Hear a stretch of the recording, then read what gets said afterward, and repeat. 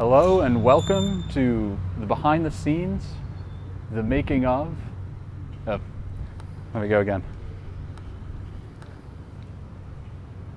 Hello and welcome to my own unique version, made with the help of Harrison and our narrator John, of the making of documentary of Capsules. In this film, you'll see some of the places that inspired the film, you'll hear some of my thoughts, and it'll be a bit of like a stream of consciousness, kind of Malick-esque, Tarkovsky-esque run through, maybe a little hint of Kubrick here or there, and Nolan, run through of the making of this film. And there's these little cameras nowadays can output such an amazing image, and we can create these little fun documentaries after we make a movie like Capsules and share them on the internet for you all to see.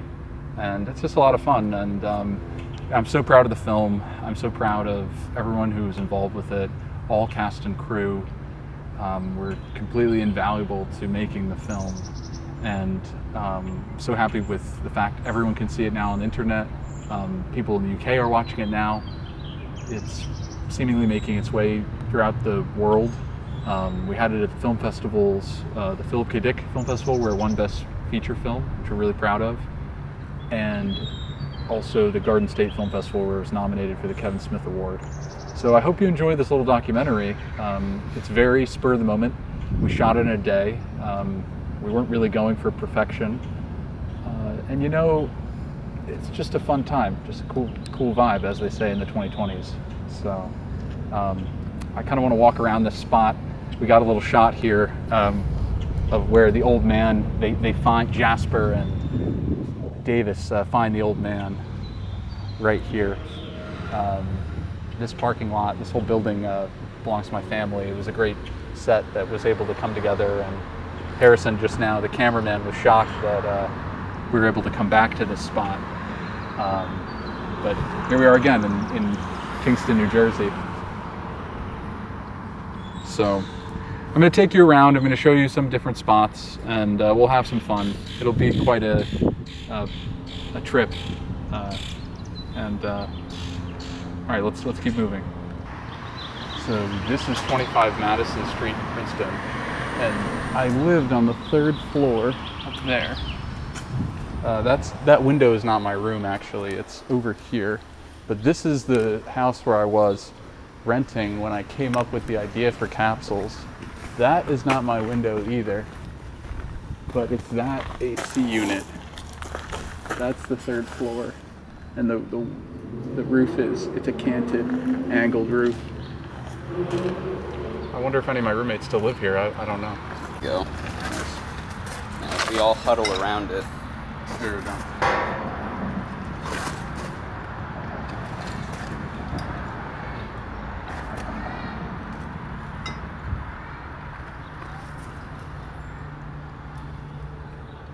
And then maybe at the reverse angle for like the plate.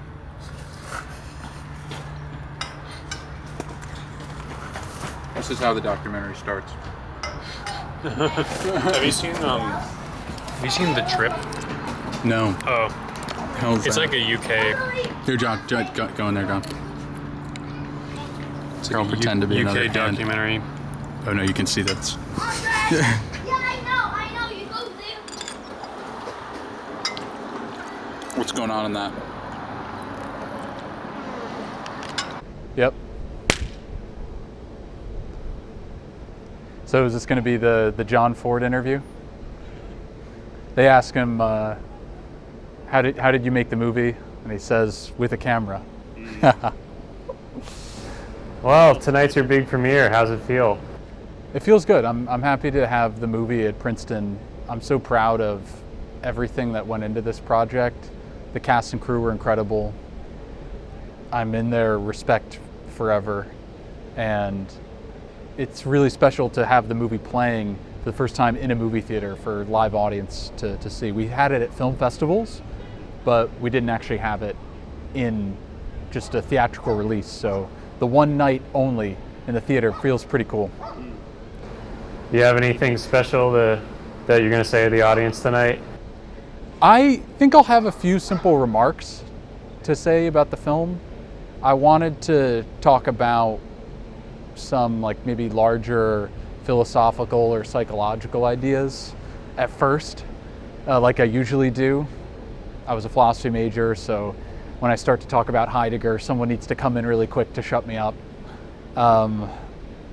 But I think tonight I'll probably say something like, does anyone here in the crowd have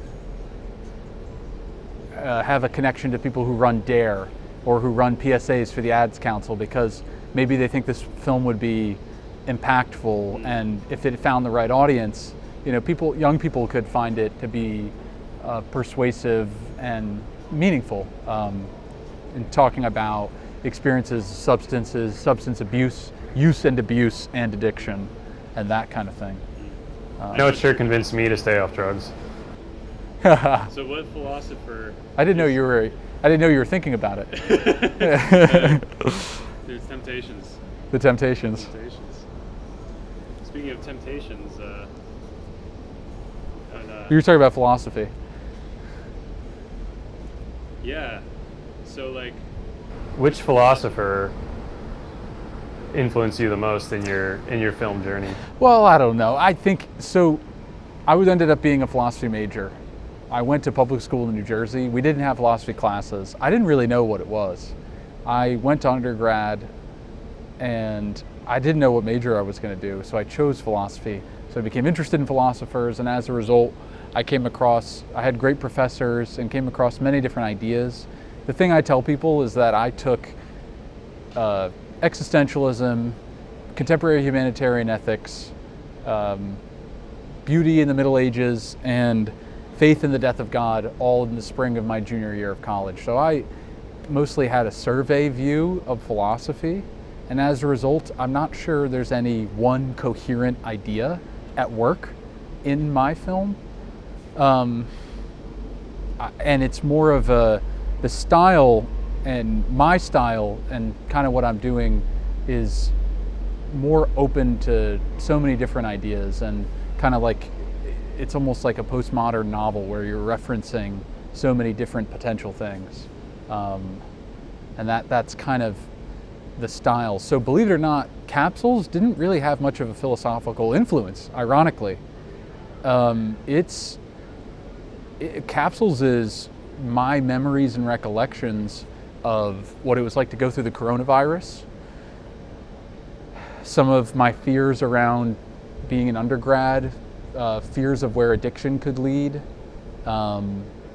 and combining that with a high concept, imagination-based idea, which was the premise of Capsules, which is a group of students finds some mysterious substances, they take them, and they realize they need to take more in order to survive. That premise itself is sort of like a Saturday serial, almost like Twilight Zone kind of short science fiction idea. And then I tried to load in there some really more psychology, a story about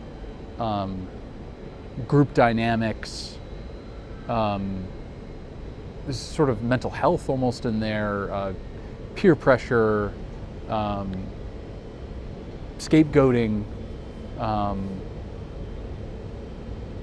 and somewhat of a sort of attempt to survive a dangerous situation. And that, I guess, as a theme that's completely effervescent, right? I mean, to survive, to live, that is what we're all doing. I mean, when you really think about it, our whole lives, that is our process. So those are some of the ideas at work there. But truthfully, I can't say there was any particular philosophical influence in there. It's maybe more of a rejection of some of the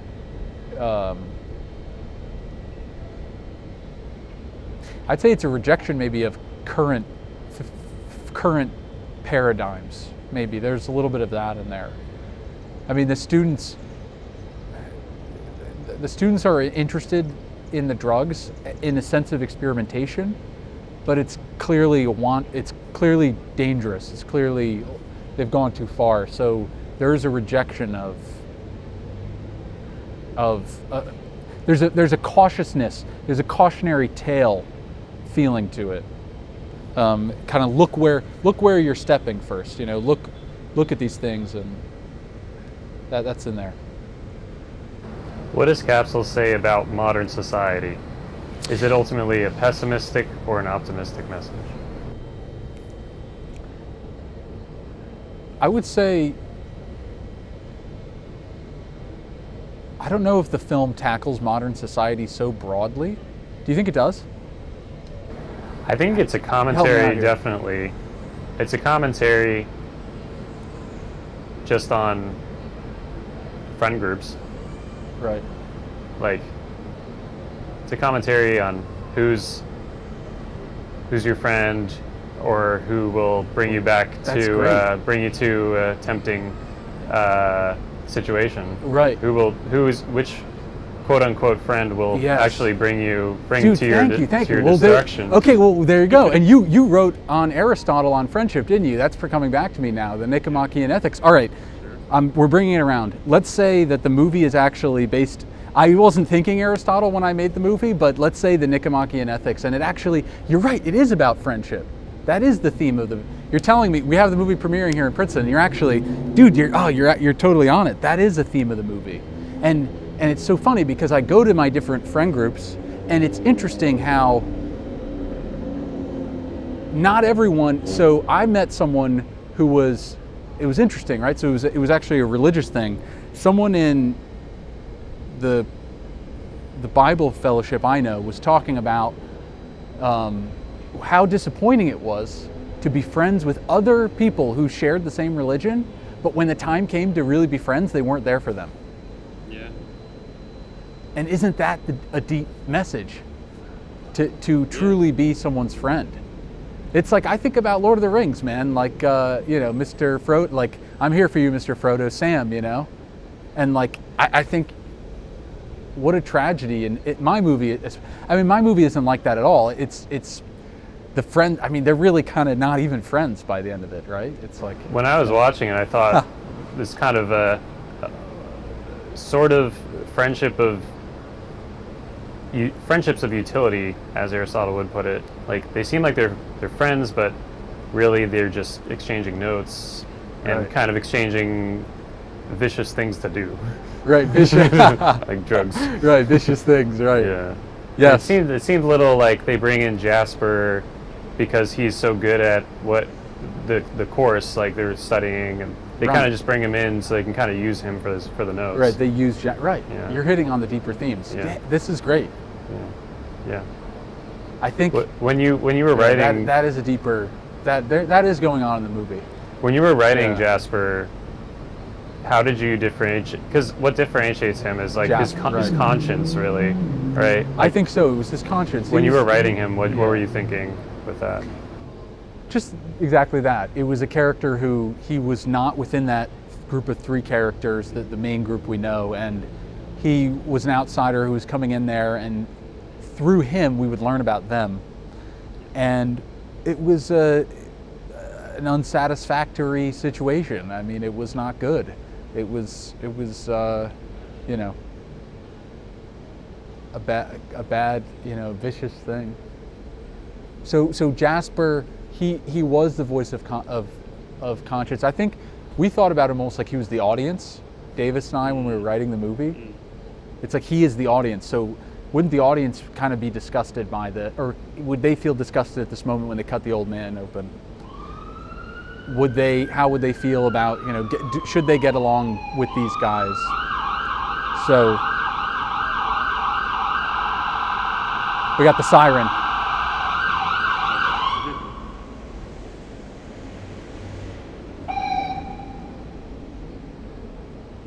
Jasper, he is the voice of reason. He's the moral voice in the film. At each turn, he's always trying to kind of raise that question. And that I think was quite important to the film. I think to build on your first question of what's the philosophical thing at work in the movie, it is, there's an attempt for some kind of morality there. it doesn't have any grounding in anything else besides just things that are, that should seem self-evident, really. It's almost a plea for a self-evident morality, like a given morality. Last quick philosophical thing I wanted to add in is the concept of being unto death. Heidegger's being in time. I was interested in that. If you go read Being in Time, you read the beginning of it and read about being unto death and the whole concept of what it means to be a being unto death. That did creep its way into Capsules. I think that's in there too. So truthfully, I think I took the philosophy classes. I went to Fordham. I'm so grateful for it. Brian Johnson taught our Aristotle class. I can picture being in his class now, how grateful I was for that, what a good education I had. And yeah, so there's the Aristotelian kind of feeling to it and kind of a Heideggerian feeling in there. Which character do you think represents the being unto death the most? Well, I think they all represent the being unto death because once they take the capsules, they are going to die. As we all are. As we all are, hence the theme of survival as we had said earlier. I think my car crash, which you'll see a little more of, I think that impacted kind of how I saw some of these things and how I felt about it, and being close to feeling for a time in your life, to be close to it, it gives you a different perspective, and you put that onto the canvas, you put it into the art, it ends up in there in the film. Let's get a little bit more into the nitty-gritty of actually making the movie. What was your favorite scene to shoot? My favorite scene to shoot was definitely the chest. I call it the surgery scene. As an Alien reference, you would call it the chest burster scene. The prop was so kind of intimidating and a great challenge to work with. Harrison shot it so well. The actors all responded and got into the moment. And we shot that first. That was the first scene we shot on a 1 of 8 day schedule. And we threw everyone into the deep end of the pool and really gave it our best attempt.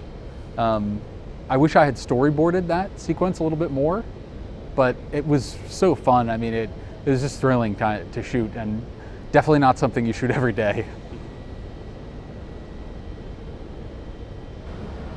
If I had to rate Capsules, I think that's the scene that might shift it from PG-13 to R. Yes.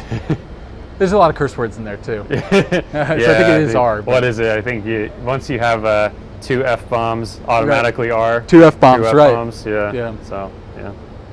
The MPAA, they have interesting rules there. Push the limits there. Yeah, we're unrated. There's only, I think, like 300 movies a year that go through the MPAA. Yeah. Because they don't have the bandwidth to support all of us indie filmmakers. So it's an unrated film, which I remember when I was a kid, they would, you would see a DVD, it was like, oh, it's unrated, oh boy, like that's, but it could, an unrated film could be, if it was rated, it could be G. It's just that there was no censorship board there to rate it, so. Yeah, I think NC-17 and X, those films are the ones that are most, extreme in the content and so forth. I'm not sure I've ever seen one of those films, actually. You did have an intimacy coordinator. We did have an intimacy coordinator. I was happy to have that. Can you talk a little bit more about that? Yeah, so each stage of the production, I wanted to be respectful to people, respectful to the cast and crew, and you shoot some scenes that involve intimate moments. I think it's good to have someone there. I ended up actually cutting most of the scenes that the intimacy coordinator shot. And Keep it PG. yeah, it actually, none of it was more, there was no more revealing, no one ever took their clothes off. There's nothing more revealing than what was on camera, but it was just more kind of kissing and intimate kind of moments, and kind of innuendo feeling, and up close and personal. But that sequence of the movie was originally 80 minutes, and I took it from 80 to 70, and I gave the audience, I tried to give you, the audience, that feeling of being unto death faster and with more intensity, more rhythm, and more Passion. More passionate, in a more impassioned way. And that whole sequence of the movie kind of took you out of it, and they finally are in their situation, I think like almost like 38 minutes into the movie, in that version of the movie, which is so long. I mean, it happens now, I think, in 30 minutes in, and that's about the right time to really set the stage for the second half of the movie. It's a 2-part movie. It's before and after, the cause and the effect. So, I mean, it's like pre-Socratic philosophy. I think that's, honestly, it's like no man steps in the same river twice. Once you change something, it's therefore changed forever. You know, these very basic syllogistic logics and so forth, and ideas. So that's kind of the idea there, or that's the feeling there, what's coming across there. Speaking of before you take it, during and after, I want to ask you a little bit about the influence around the scene where I believe it's Jasper who gets kind of high. You kind of see things from his perspective. Now, when I first saw that, I thought Lynchian influence. Is that true? Anything else? How'd you devise that? Well, it's funny. Believe it or not, I like Lynch. I respect Lynch. I don't actually know his full body of work as well as I know other filmmakers. I do like his movies. I've seen Blue Velvet. I've seen Eraserhead. I've seen Mulholland Drive. But I haven't seen Inland Empire. I haven't seen The Elephant Man. I haven't seen Lost Highway. When we shot that scene, I wasn't intentionally thinking Lynch. My cinematographer, Harrison, does love Lynch, so he may have been under an influence there. For that scene specifically, what we were thinking was that shot of the three of them. I remember we were talking about it on set, and we were like, oh, this is sort of like the weird sisters in Macbeth, the weird witch, the weird witches who come to Macbeth and tell him the prophecies. So it was actually a Shakespearean, technically what we thought consciously in that moment was a Shakespearean reference. And I don't fully know my Shakespeare either. I've come across, I just saw, my friend just did As You Like It, and a couple other friends had done it as a film too.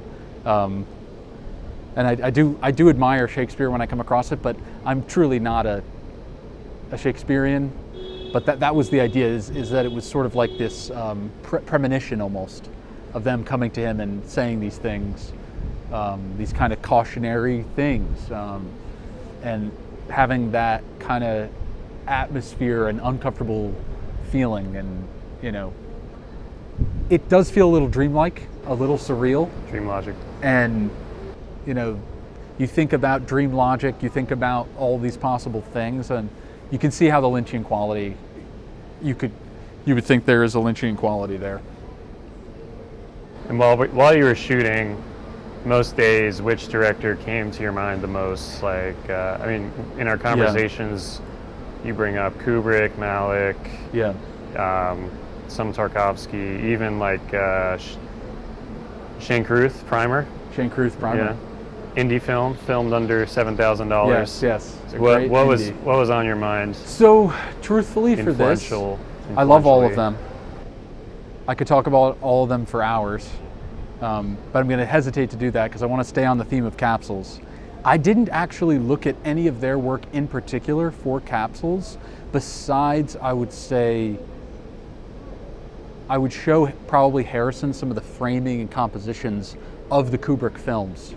So if you look at how he shot his horror movie, The Shining, his one horror movie, that scene of Jasper on the couch and he's kind of in that hypnotized, kind of glancing, glaring thing, in that look, that was actually coming from The Shining, from Kubrick a bit. So Kubrick, he infiltrates his way through the work. I mean, the whole thing with the title cards and Capsules, if you see that movie and it's got title card after title card, you see my movie, those I didn't even write into the script. I came up with afterwards and was inspired by, once again, The Shining, how that moves through title cards and how the title cards create drama. So that's what I would say in terms of the influences of this. I think the Kubrick snuck in there. Can we take a quick break? Yeah. All right, we'll cut there.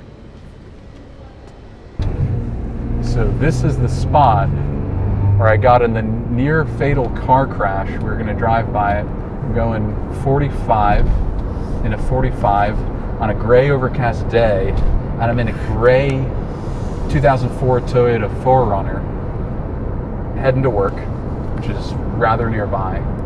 And instead of observing the stop sign, an elderly gentleman, perhaps like the old man in Capsules, throws a little wrench in my perceived experience of that day. I get hit at 45 miles an hour. I go through a telephone pole, one of these telephone poles. Car goes spinning, and I miraculously walk out of there with really no injuries. I was just really shaken up by it. I did not go to the hospital. I went to work afterwards. It was right here.